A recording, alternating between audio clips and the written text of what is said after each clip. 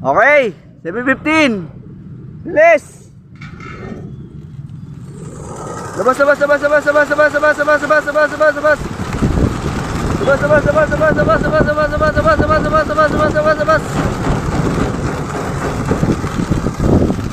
Nah. Araw. Kaya pa. Yan, balik na araw dito. Labas.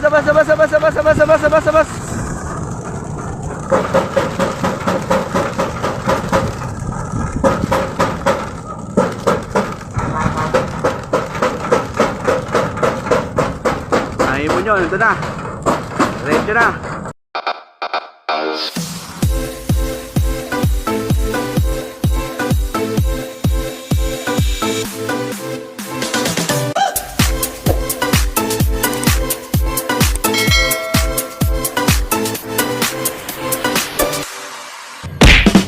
Yun mga ka-Sonic, so welcome back sa ating YouTube channel, Neil Sonic Lop TV.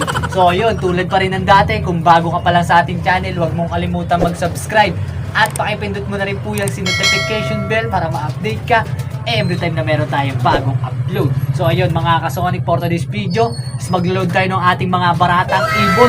So yung apat nating warriors na natitira na panlaban ng NDR, so iloload natin sila. So ang bitaw nila bukas is San Jose, Nueva Ecija mga ka-Sonic. So nasa mga 120 plus na, 120 plus kilometers na ang liliparin nila bukas. So tara, bibigyan muna natin sila ng ating mahiwagang pula-puti at iloload na natin sila mamaya. So ayun, mamaya ulit. Peace! So ito nga pala yung apat natin na warriors mga ka-Sonic. Yan yung ating si Kaido at etong si Ace natin mga Sonic, at itong si King at Queen. So yan yung ating apat na warriors. So sana maganda ilipad nila bukas. Pinakapagpag na nila yun kasi wala na silang training. So napakahaba ng pahinga nila nung apat nating warriors. Ayan. So wala silang training yan. So good luck sa kanilang apat. 120 plus kilometers na kaagad kayo bukas. Ang huli nilang lipad, pero nakalipad na rin naman sila ng 120 plus mga Sonic. Pero matagal na rin sila nakapagpahinga. Tingnan natin kung maninibago ulit sila. So yan silang apat mga Sonic. So good luck sa kanilang apat at ilalagay ko na muna sila sa ating training box. Mamaya ulit. PS. Iyon mga ka-Sonic. So ito na yung apat nating ibon. So yung ating si Kaido, si King, si Queen, si Ace. So yan mga One Piece character. Kinuha natin para maangas. So sana maganda ilipad nila bukas. So abangan natin sila bukas mga ka-Sonic. Yung apat na yan. So yan, ulan nilang hagis ulit, ulang training nila ulit. Isang linggo silang napahinga. So ilang mga Sonic, kita na tayo bukas. God bless to all. Peace. The next day. Good morning mga ka-Sonic. So yun, so ngayong araw is mag-aabang na tayo ng ating mga ibon na ini-release sa Santa Rosa, Nueva Ecija mga Sonic. So ni-release sila ng 7:15 ng umaga. So yun, kasi ngayon lang umaraw mga Sonic sa ito ating panahon. Ayan. So medyo maaraw-araw na mga Sonic. At medyo maganda na rin panahon natin. Hindi na masyadong makulimliman. So sana maganda yung uwi ng ating mga ibon. At good luck po sa lahat ng may mga training ngayong araw ng Miyerkules. So yun, so ayan, makita dyan mga Sonic na medyo may araw-araw na nga. Ayan. So habang naghihintay tayo mga Sonic, so matagal pa yun, mga 2 hours pa hintay natin siguro kasi nasa 120 plus kilometers na yung ating release ay yung dili pa rin nila, kaya papakainin na muna natin yung ating mga ibon, yung mga warriors, mga pang-SDR natin at yung mga young bird natin at yung mga breeder natin. So yun mga Sonic, update ko na lang kayo mamaya pag may pawian na. Peace! A few moments later.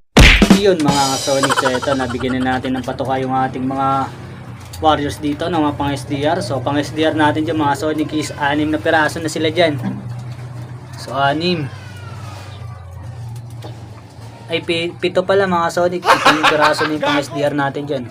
Ito 1, 2, 3, 4, 5, tapos 6, tapos 7 yung mga Sonic, yung white plate na to. Ito yan yung blue bar na white plate na yun. So 7, tapos 2 dyan is mga stock bird lang natin. Yung ngayon, yung pure black natin na pula. At yung isang yan, yun. Yan, pang stock natin yan. Pagpaparaisin natin yan sa sunod na breeding. So pagugulangin lang muna natin yung dalawang yan. Magkapatid yan sa nanay, Imbrex. Ito, Alphonse Cross Imbrex, tas iyon pure Imbrex yan mga Sonic yan, yung pula na yan, yung white light. So sila pagbabanggain natin sa susunod pag gumulang na. So ito yung ating mga breeder, update ko na lang din muna kaya mga Sonic. So ito yung inakay. So inakay ng Imbrex yung mga Sonic kasi pinagpalit muna natin kasi masyadong maliit tong isa, kaya palalakayin natin sila muna nagsusunod. Tapos yung inakay talaga nila nandito, yung medyo malaki dyan. Hindi naman kasi nagkakalayo yung laki ng dalawa. Kaya pinagsama muna natin ito yung ating Imbrex. Tsaka yung Jasin Imbrex natin mga Sonic. Ayan. So ito yung ating Jan Arden. Ayan, update natin kayo dyan. So ito yung dalawang itlog. Yung ating Jan Arden. Ayan. So yun sila mga Sonic. So ito rin yung ating Alphonse. May itlog na rin to. So last clutch na to mga Sonic.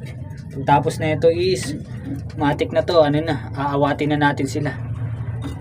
Pahinga na to para masabreed natin ng NDR 2024. So ito, last clutch na rin nila mga Sonic yan, yung dalawang yan. So pang summer natin isa, tapos yung maputi, stock na natin yun. Gagawin na natin stock bird.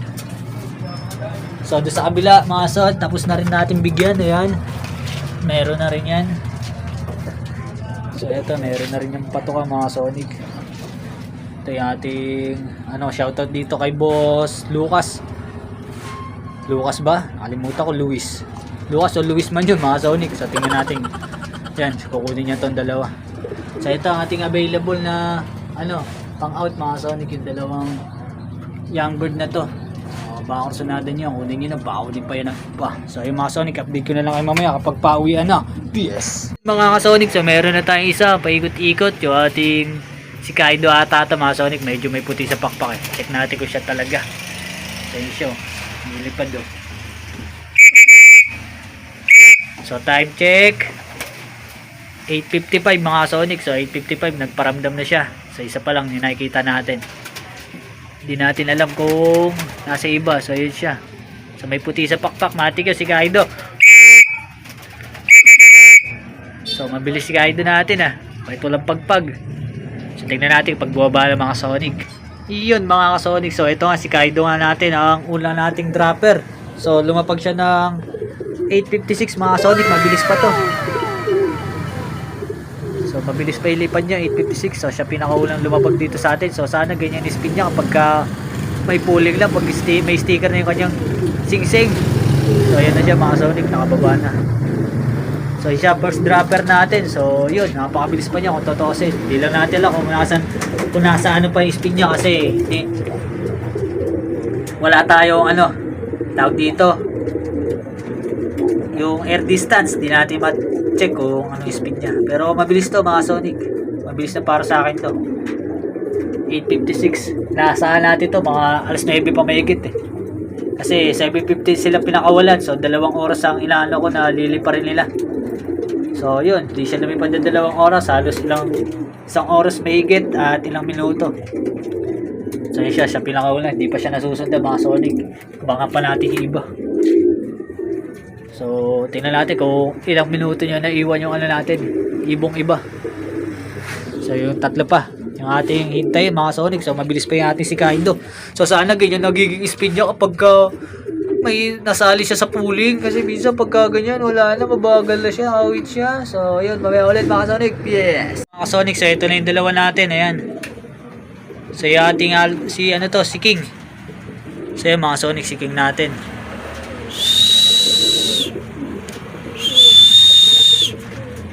So sa second dropper natin, so may kasabay siyang isa, si Queen natin. So sakto alas 9 siya lumapag. Yan, sakto alas 9 siya lumapag mga Sonic, si King. So ayun mga Sonic, so ito na rin si natin, si Queen. So yun siya yung ating pure Alphonse. Hindi pa siya pumapasok. So 9:03, nakatamatahan natin siya ng 9:03 yan. 9:03 siya pumasok. So mabilis pa rin, halos sabay lang naman sila ni hindi lang agad pumasok halos sabay lang sila ni King sila. So 3 bloomer na naman yung dito natin. Sa ace natin is wala pa yung ating pure Imbrex. Matik yun mga Sonic, sa dulo talaga natin naasahan yun. Sana hindi pumalya sa dulo yun. Kasi yun lang talaga panduluhan natin, yung ating pure brake. So tingnan natin kung uubra siya. So ayun mga Sonic, 3 na. So isa na lang, abang-abang pa tayo sa isa para makompleto na tayo. So mamaya ulit. Yes! Iyon mga ka-Sonic, so painumin muna natin ng maiwaga nating tubig ng kanal para lumipad ng matagal, galing sa lipad ng matagal. So ayan. So ayan, paigupin lang natin sila mga Sonic. So higup-higup lang, bawal muna bumabad. Tamang higup-higup lang para hindi sila mapuruhan. So ayan mga Sonic yan. Higup-higup lang, tapos tama na uli. Pahinga muna, mamaya na. Mamaya naman. So ayan, ganun lang tayo magpainom mga Sonic. Di natin binibigla, mahirap pag binigla. Kaya mamaya uli, after mga 5 minutes siguro, painumin natin sila uli. Mga ganun, para hindi sila mabigla. So yun mga ka-Sonic, so ito na si Ace natin. So medyo nahirapan siya, yan siya. So kalalapag niya lang, time check 9:28 na mga ka-Sonic. So 9:28 na siya lumapag. So medyo napalayo siguro siya. Yan si Ace natin. So kompleto na tayo mga Sonic. Sana all.